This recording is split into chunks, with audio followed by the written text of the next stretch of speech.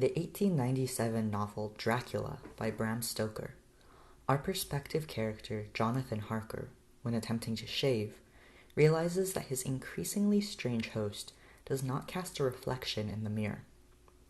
This host, the titular character of Count Dracula, similarly notices the rather compromising implications that may arise from such an absence and handles the situation with all the grace one would expect from a member of the landed gentry. That is, Dracula grabs the mirror and throws it out the window. Successive iterations of vampires in media have since adopted this lack of reflection into vampiric canon, in turn prompting speculation for why vampires can't be seen in mirrors.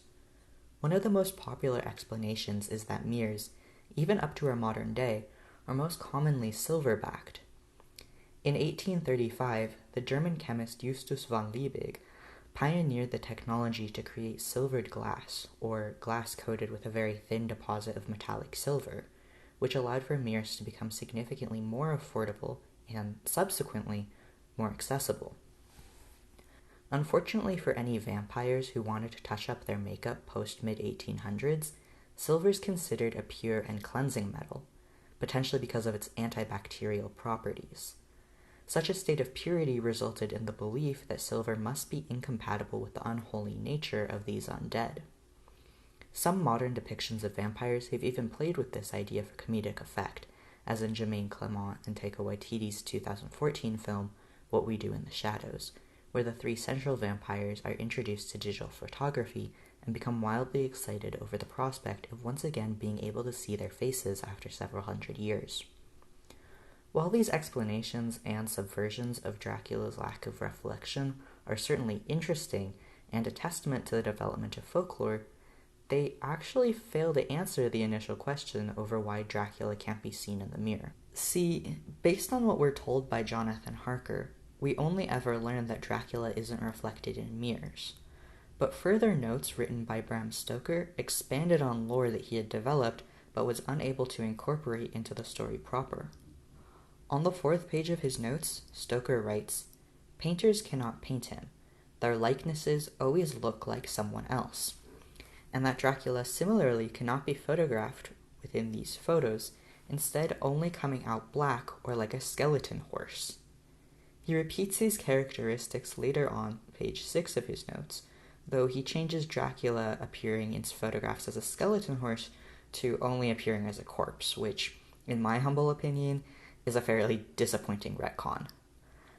Lack of skeleton horses aside, it's not only mirrors that vampires can't be seen in, but that there's some inherent quality of their being that denies them reflection in any form. 1945 is a film released in 2017, made by the Hungarian director Ferenc Török. It tells the story of a shopkeeper, István, on the day of his son's wedding. Yet, what should have been a joyous day becomes disrupted as two strange men dressed in black come to the town, carrying between them a box supposedly filled with perfume. Over the course of the film and spanning a single afternoon, we, as the audience, bear witness to the terror that possesses the town, and eventually even a death. Such tragedies and chaos occur all from these men's approach. If you're already familiar with this film, you've probably noticed an issue with my synopsis. While nothing in my synopsis is technically untrue about the film, it does present a pretty distorted understanding of how these events actually unfold. See, the two men dressed in black who come to the town aren't murderous creatures of the night, they're Jews, and really the only thing they do for the majority of this film is walk through the town. Through the way I described the film just now, I was compelling you, my audience, to understand the story from a certain perspective. Now, a story being from a given perspective doesn't inherently mean that that perspective is objectively accurate, or that the narrative is condoning the perspective as morally correct. What a perspective does do is introduce us to a story through the framework of the perspective character. This framing is deployed in 1945 in the initial scene of István standing in front of a mirror as he shaves. The camera, as our audience surrogate, hovers just over Istvan's shoulder as we look into the mirror with him. Yet, as we look into the mirror, it is only Istvan and not us who's reflected back. It must then ask, if we have been left without a reflection, who are we meant to see ourselves as? Monsters are ubiquitous in entertainment. Stretching back to our earliest written records, we find monsters like Humbaba in the Epic of Gilgamesh, or the basilisk described by Pliny the Elder. Though varied in their presentations and purposes within their given narratives, these monsters exist to harm us. Though they may not act in a manner that actively seeks harm, simply through the way they exist, we come to harm through interacting with them and allowing them within our communities. Recent scholarship, in reflecting on the development of monsters and their depictions, have considered our monsters as a means to understand how we express cultural fears. We might consider the proliferation of alien movies in the 1950s and 60s. Certainly, with the quickly developing space race, the possibility of extraterrestrial life was becoming an increasingly relevant and plausible topic. But we also saw a large amount of cinema framing extraterrestrials as invaders intent on destroying life on Earth as we know it, and, more insidiously, entering our societies and displacing our neighbors, our friends, and our members of government, so that our society is destroyed by people pretending to be just like us. Any questioning of the sudden popularity of these cinematic trends need look no further than switching on your TV set to hear about the impending communist threat and the latest developments of the trials being carried out by Joseph McCarthy. Following the nuclear devastation that the US inflicted on Japan, there came the emergence of the kaiju, the most well-known being Godzilla, who, perhaps unsurprisingly, causes immense destruction through beams of radioactive energy. Even going back to Mary Shelley, a generation prior to Bram Stoker, her invention of Frankenstein's monster served as an extended reflection on the rapid scientific advancements she witnessed in her lifetime, and what our moral and ethical responsibilities are toward these advancements. Even monsters outside of stories that were believed to truly exist can be embodiments of these fears. Consider that many accusations of being a witch centered in part around liberation of female sexuality through their supposed cavorting with the devil. Though these fears were pretty clearly grounded in puritanical and misogynistic frameworks, that doesn't negate that for those looking over their shoulders for witches, these fears were genuine. One of Europe's most insidious monsters was a being known as the Jew. Jews, as far as they existed in the public conscious, truly were monsters. They were detectable from their putrid scents that they tried to conceal with perfume made from the blood of Christians. They were born grotesque and malformed with horns and tails. They were servants of the devil, and in their pursuit to not be condemned to hell, they killed and drank the blood of Christian children. This particular bit of the canon is known as the blood libel. The physical body of Jews was constructed as fundamentally different and monstrous compared to the white European. Jews weren't just an undesirable minority, they were subhuman. In the anti-Semitic canon, Jews are a corrosive and parasitic presence within society, one which that, if left unchecked, will drain and destroy it. The public is instructed to see Jews as the source of economic downturn, inequality, and disease. This canon tells us that we are poor and disenfranchised because of the Jews who want to destroy us, to bring disease, to steal our money, and to drink our blood. For most of the Second World War, the Jews of Hungary had been spared from going to the concentration camps, instead being used by German forces as highly expendable slave labor. By 1944, as the war entered its final year, this policy rapidly changed. Beginning in May of 1944, the mass deportations of Hungarian Jews began. These relatively quickly with the Horthy regime, headed by Miklós Horthy, eventually ordering for the deportations to be halted after the American president threatened military action. The deportation stopped July 7th of 1944, barely 2 months after beginning. Yet, already over 400,000 Jews had been deported, around half of the country's Jewish population. The atrocities here cannot be understated. Even Adolf Eichmann, generally understood as being one of the main forces behind Hitler's final solution, was startled at the Hungarians' efficiency. Pits were dug in Auschwitz for the bodies to be burned in because there were too many for the crematoriums to process. It needs to be said here that the Horthy regime is absolutely reprehensible. They were not the victims of the Nazis, and the modern rewriting and whitewashing of Hungary's actions during the war and attempts to restore Horthy's legacy is just completely abhorrent. The Hungarian Jews that managed to survive until the Allies' liberation of the camps did not get to return to the lives they had before when they finally came home. Prior to being deported, many Jews signed ownership of their properties over to their neighbors, so their neighbors could, theoretically, keep the properties from being seized by the government while waiting for the eventual, hopeful return of the former Jewish occupants.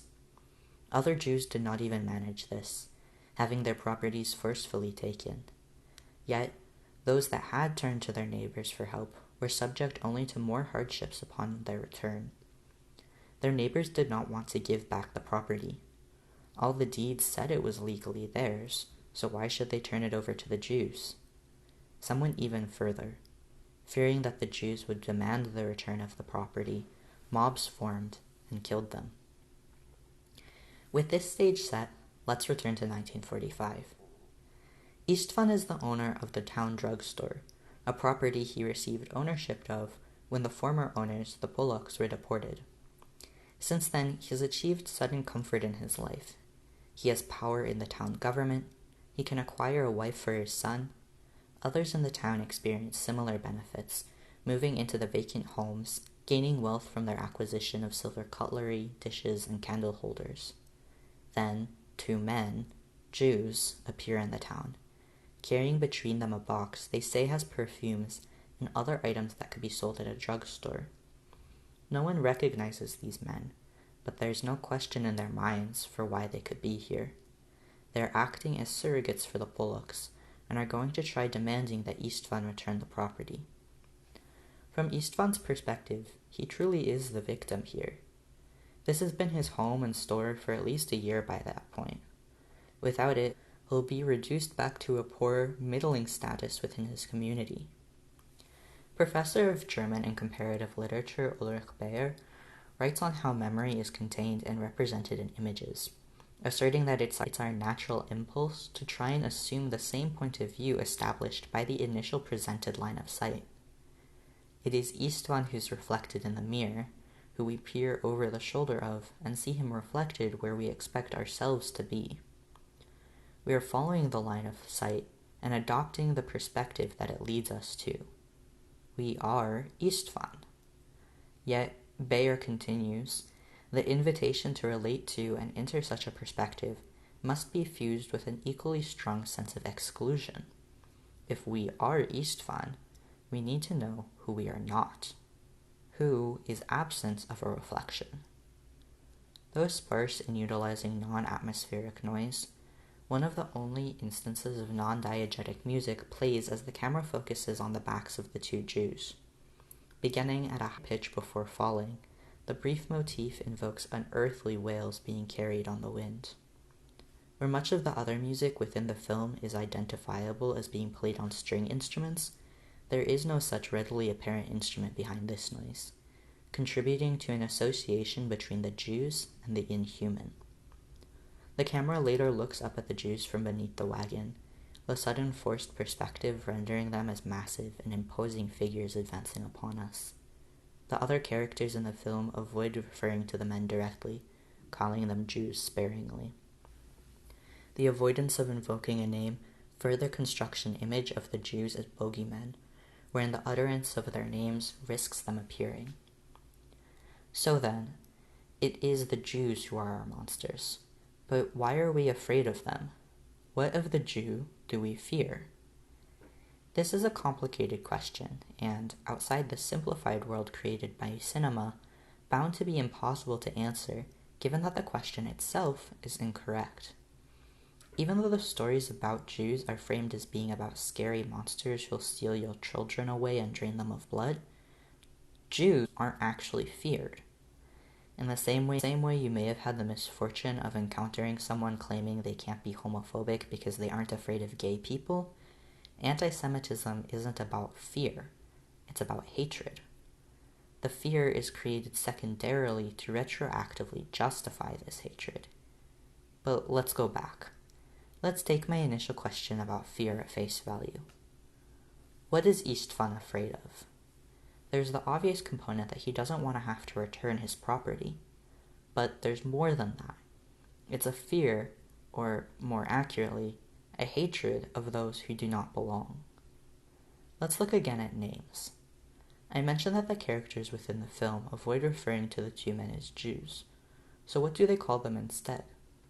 Apart from ominous statements along the lines of, they're here, the Jews get referred to as foreigners. Istvan reinforces this sentiment when he says, "Master or peasant, it doesn't matter." He proceeds to look out the window of the drugstore to where the Jews have paused in the town square, waiting for the horses and wagon driver to rehydrate. Istvan turns his attention away and concludes, as long as they're Hungarian. There is no question in Istvan's mind. Not only can the Jew not belong to post-war Hungary, but also on account of them being Jewish, they're fundamentally unable to be true Hungarians. Foreigners, outsiders, people who don't belong, who have come to steal what belongs to the community, to erode and dissolve the society that they are distinct from. But of course, we know that this is objectively not true. Even in the late 1800s, the Jews were the ethnic minority who most strongly identified with being Hungarian and worked for the preservation of Hungarian language and culture. For many, they were Hungarians who happened to be Jewish rather than Jews who happened to live in Hungary. Still here, perhaps I'm placing too much emphasis on nationalism as a determinant for who belongs within a society. Even if the Jews didn't identify at all with being Hungarian and perceived living in the Austro-Hungarian Empire solely as an interim state before they would move somewhere else, this wouldn't make them an inherent threat to the societies they existed in. And the thing is, there is no perfect model on how a minority can behave that will dissuade discrimination. Aside from that, it places the blame for the perpetuation of discrimination on the groups being discriminated against, there's just historical evidence showing that it's clearly not true. Prior to the Holocaust escalating within Hungary, many Jews in Budapest were essentially forced into ghettos. Properties were confiscated, and large groups of Jews had to live within small homes demarcated specifically to house them separate from other residents of the city. This was an extension of several laws introduced under Horthy that stripped away the rights of Jews. Looking back on this period in more recent Hungarian discourse, rather than condemning Horthy's policies, people have instead condemned the actions of the Jews. Why be so complicit with the laws enacted against them? Why be such law-abiding citizens rather than rejecting the society that would seek to harm them? And we can see here that there's just no manner that the Jews could behave that wouldn't earn disdain from those already determined to hate them. The initial state-sanctioned discrimination was largely predicated on that Jews were not law-abiding citizens, that they rejected Hungary, and they would be instrumental in its collapse.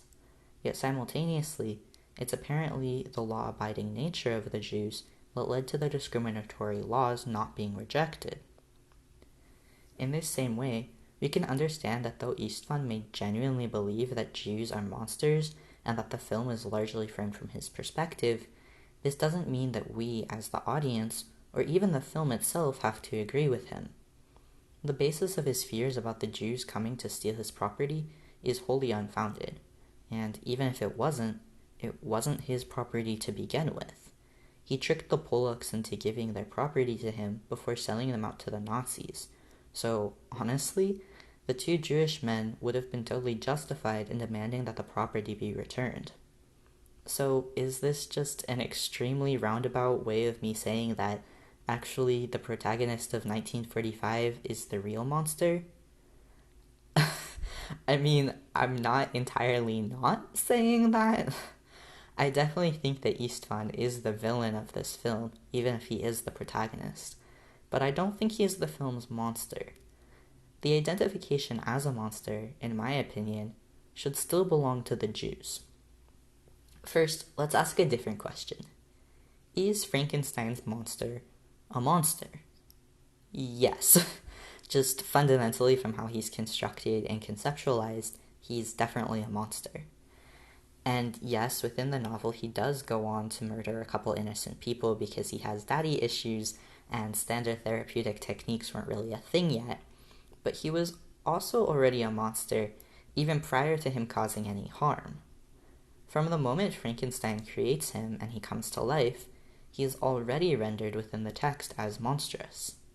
He isn't a monster because of anything he does, but because someone else has identified him as a monster. When we think about one of the first ideas I brought up, that of monsters giving insight to cultural fears, we might also want to ask whether the monsters actually embody the fears their cultures were projecting onto them. Did Frankenstein's monster really represent science having gone too far?